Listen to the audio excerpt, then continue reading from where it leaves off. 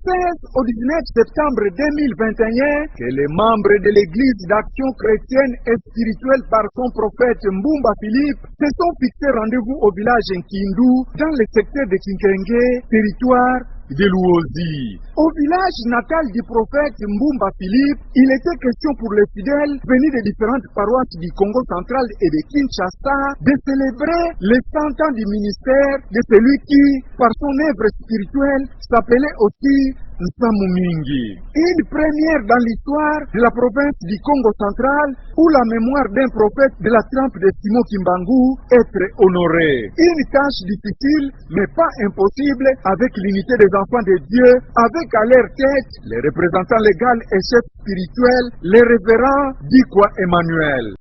Ndeko nangai na yaki koyebisa kaka mingi yo ndeko yina oyesika lelo tochola mingi oyoki le discours batangi aho Kimbangu si batongela ye Wonda si batongela ye Sima utoko ils ont fini mais Mbumba unu kwa ni petit tomba tantungila nzo kakia diko quel mafang bien-aimé ndeko yo ye awa lelo ezala likamoko ya pamba te tobenga kyo toyebisa yo tozana nyongo ya munene pa ya tata Nzambe ezana moto moko aleka awa sala minene mais azana dans les oubliettes dans les oubliettes pour abimana nzungwa ba oubliettes wana esengeli ngai na yo tozwa défi tobimisa banda. Alléluia, amen, alléluia, amen.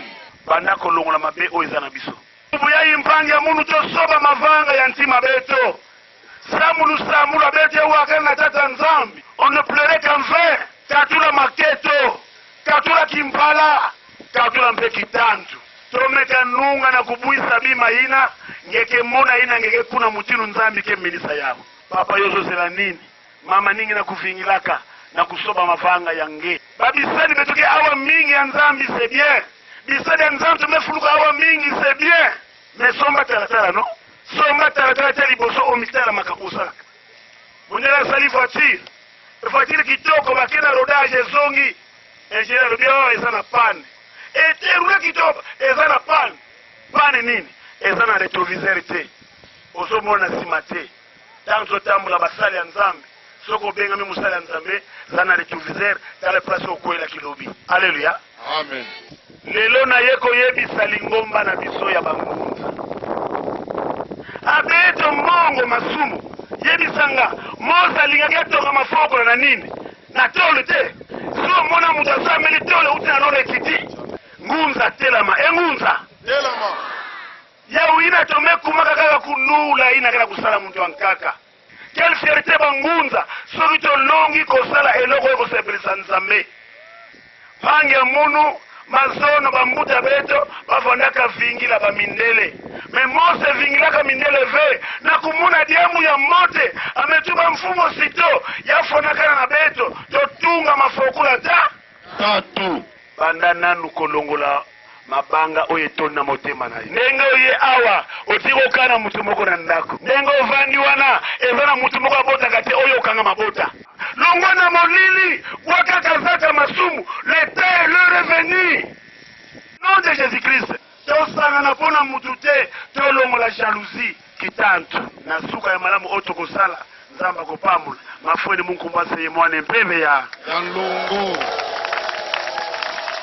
Tout a commencé par la tenue d'une assemblée générale des fidèles au cours de laquelle étaient traitées des questions cruciales de la vie de l'Église. Ici, toutes les préoccupations ont été passées à peigne fin et les résolutions adoptées à l'unanimité. Question d'assurer l'harmonie et le bon fonctionnement de l'Église à travers les 25 paroisses qu'elle compte à ce jour.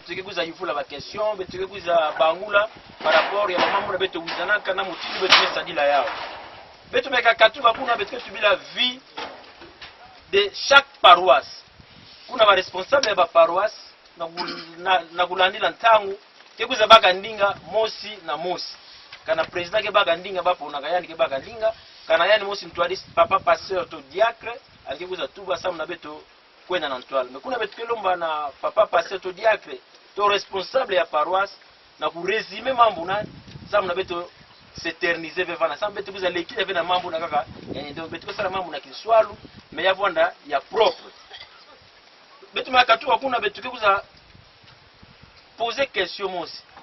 Question na par rapport ya mambo meka kubwa mingi. Nani kentu hadisi ya Libumbi?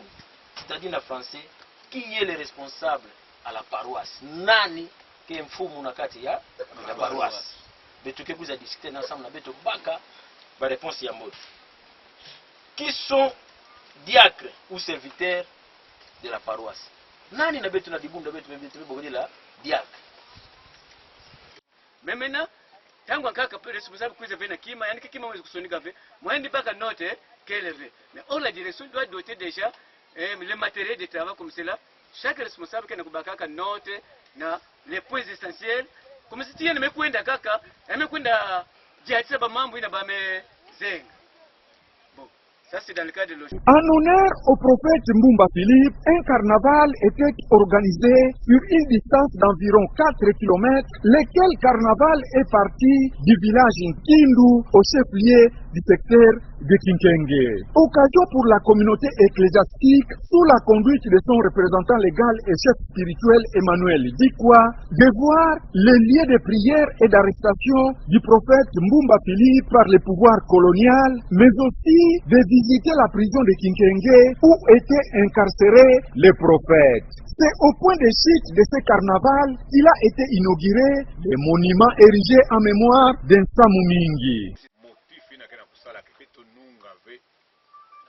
Na point ya mambo ina beto wisa na munu mumere zimena ukaka na 2 points. Premier point, manque ya volonté en beauté. Alors kuna na manque ya volonté en beauté, lokola muke sambila muke na kusala étude ya motif ya manque ya volonté ina. Est-ce qu'elle ndaka vuanda kindoki ve na kati? Est-ce qu'il y a un endroit où on a 20 tima ya imbi kena batu ina kena kusala que vraiment moi batu maman je me pose cette question. C'est là où nous devrons arriver. Qu'est-ce qui fait que mtu kiki ni kwa ndimam bedi kwa kama wizano metangu ya fwana mmosa nga siki bien je me pose la question, est-ce que mtu ngende kwa ni normal, est-ce que nokie na parce que mdibundi la pepe to sambilango ona tomona kiango hapa passes elle pas la kukoma kwa bajini pe bazali mais biso te pesima kama na biso fa tatanza minga na biso to komi biso amen amen. Moi tout ça pendant le lundi nous la mabulu nous la des jours libanda mais tout le banini donc il y a musala mo pa sacrifice pesala ma tenyo kwami mais na bolimo na nzambe ko ni kamba nzaki. Un autre temps fort de cette fête centenaire, c'est le grand culte organisé dimanche sous l'animation de différentes chorales. Devant plusieurs invités, le numéro 1 de l'église a dans sa prédication fixé l'assistance sur la vision de l'église par son prophète Mbumba Philippe. Loin de se limiter à l'œuvre de Dieu, le centenaire de l'église par son prophète Mbumba Philippe a aussi prévu dans ses activités une rencontre sportive ayant opposé les fidèles de l'église aux sportifs locaux. Laquelle rencontre s'est soldée à 0 but partout. De Matadi à Kinkenge, un véritable parcours de combattants où les membres de l'église ont failli périr. Dieu merci, le maître des temps, qui ne dort ni ne sommeille, a été au contrôle de tout.